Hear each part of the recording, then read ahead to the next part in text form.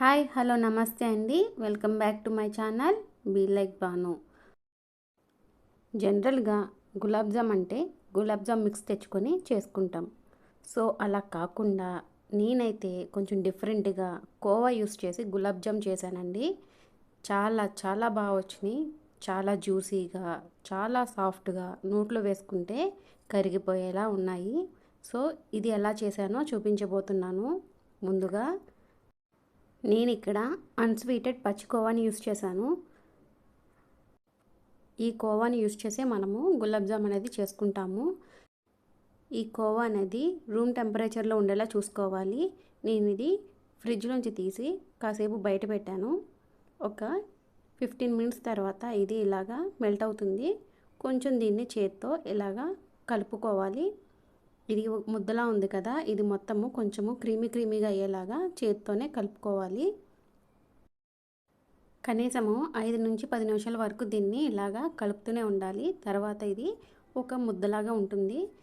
ఇప్పుడు దీంట్లోకి 2 table spoon వరకు మైదా పిండిని యూస్ చేస్తున్నాను.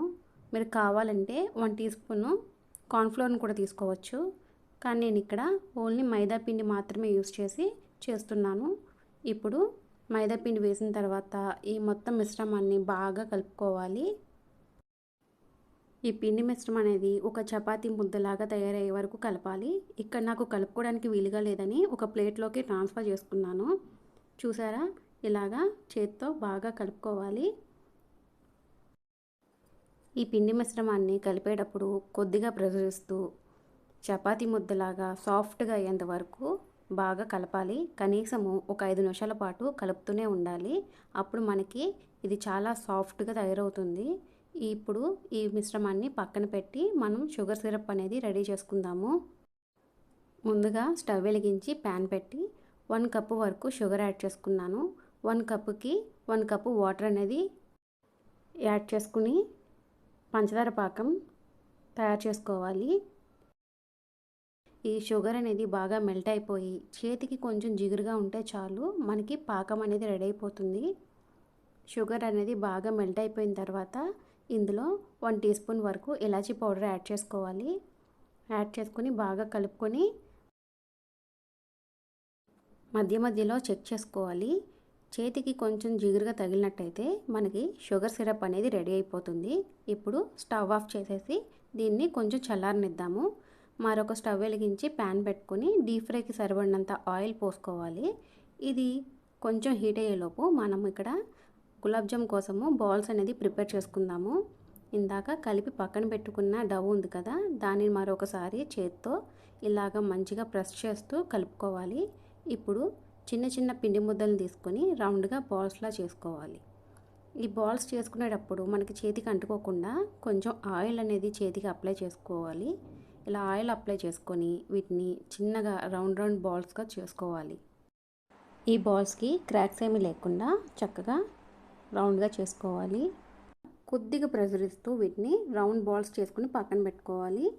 ఇలాగే మిగతా మొత్తం బాల్స్ని రెడీ చేసుకుని పక్కన పెట్టుకోవాలి. ఇప్పుడు ఆయిల్ అనేది హీట్ అయిందో లేదో చెక్ చేసుకొని వీటిని ఒకదాని తర్వాత ఒకటి ఈ హాట్ ఆయిల్లో యాడ్ చేసుకోవాలి. ఇలా యాడ్ చేసుకొని ఒక 1 మినిట్ వరకు వీటిని అస్సలు కదపకుండా అలాగా వాటిని సెట్ అవనివ్వాలి. 1 నిమిషం తర్వాత వీటిని గరిటెతో ఇక్కడ వీడియోలో చూపిస్తున్నట్టు పైన తేల్చుతూ ఇలా రౌండ్గా తిప్పుతూ మనం కుక్ చేసుకున్నట్లయితే లోపల వరకు కుక్ అయ్యి గులాబ్ జామ్ అనేది చాలా సాఫ్ట్గా ఉంటుంది. అలాగే మంచి కలర్ అనేది వస్తుంది.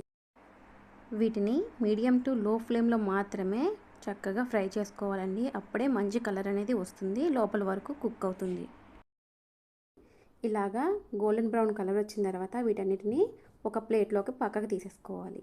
ఇప్పుడు ముందుగా తయారు చేసి పెట్టుకున్న షుగర్ సిరప్లోకి ఇలా ఒకదాని తర్వాత ఒకటి వేసేసుకొని కనీసం 1 అవర్ పాటు వీటిని మూత పెట్టి పక్కన పెట్టేసుకోవాలి.